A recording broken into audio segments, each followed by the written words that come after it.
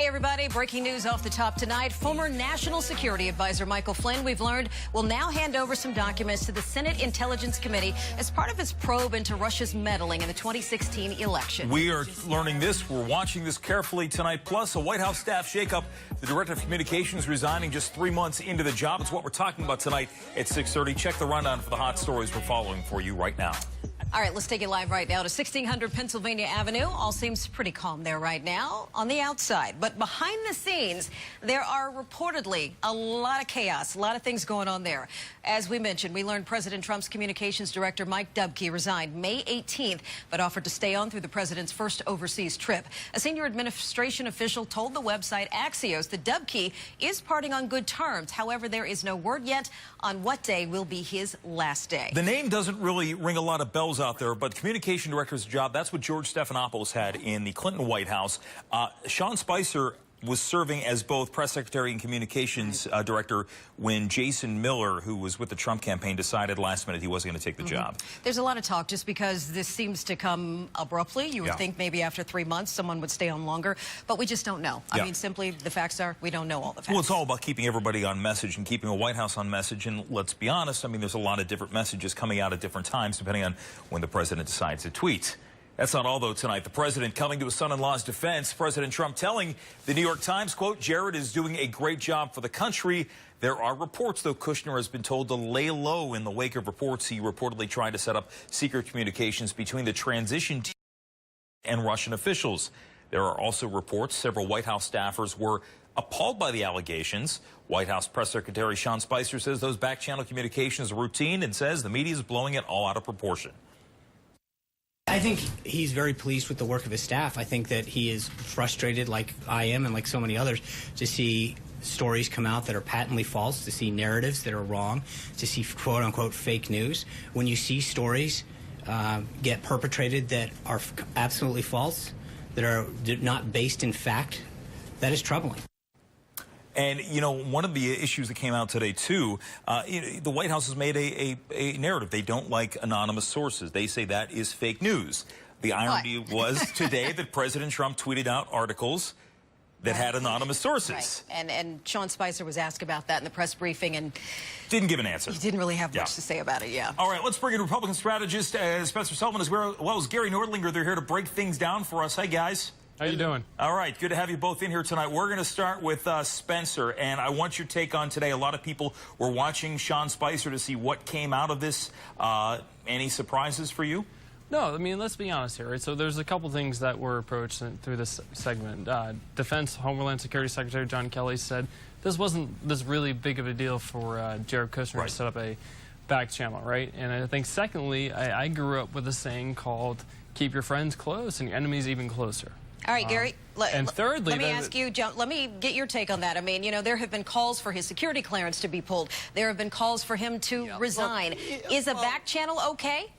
It is way premature to talk about pulling a security clearance or anything else. I mean, we need to know what was said.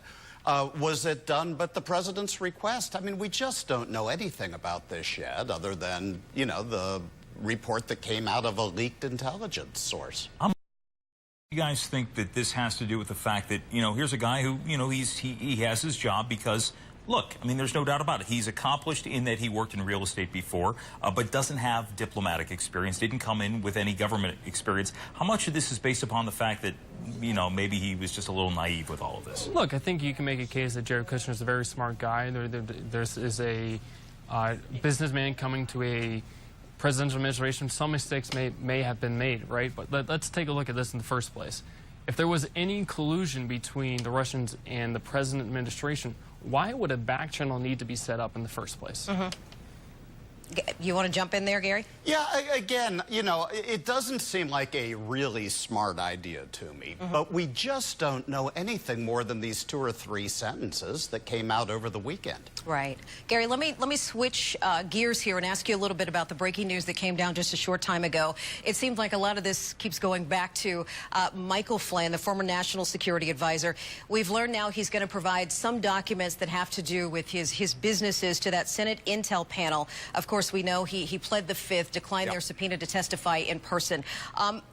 What do you think is going on here? How much damaging could this be for the White House? That we don't know. But he, you know, Flynn's between a rock and a hard place. He has a subpoena from Congress to turn over these papers. If he refuses that, then he's in contempt of Congress. And, you know, it's hard to make Fifth Amendment claims over paper. So he's really doing what he has to do. He doesn't have a choice here.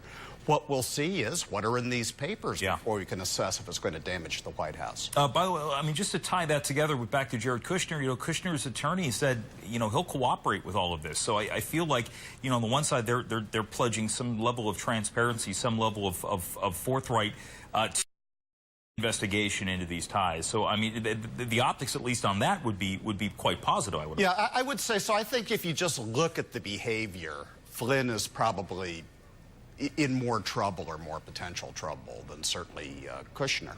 Spencer, do you think that the media is being fair to this administration? Yeah, I think there's a lot of parallels here between the Trump campaign handling this crisis with the Russians and the Clinton campaign handling the crisis with the emails, right? I think there's this drip, drip, drip factor that happened in both sides, right? With the Clinton emails, the Russian, and with the President Trump administration, with the Russians. I think there's this lackadaisical approach in the beginning where it wasn't this serious. I think this is going to be a 25 news cycle with both the emails and the Russian occurrences. You know, I would implore the President Trump administration to just get all this out front as soon as possible, get this over with, set up your war room communications department where they can block and tackle these issues as they come up, but also have it a part of your communications department that can talk about your pro-Trump administration message of cutting taxes, of creating jobs, of repealing and replacing Obamacare. The things that people want to hear. I mean, we went out and asked people about that yesterday. All right, before we go, I want to ask both of you one quick thing. Hypothetically, 2017, Hillary Clinton won the election. Her son-in-law, Mark Mezvinsky, went to the Russians and said, let's set up a back-channel communication, even if everything was on the up and up. Would the reaction be the same from the opposition? Absolutely the same, in my opinion. You think so, really? Okay. Spencer? I think there's a lot to be up in the air. I think what the President Trump administration has to do is get this out in front, get this done with, and move forward. All right. Guys, it's great to hear from both of you tonight. Great to be on. Thanks for coming in.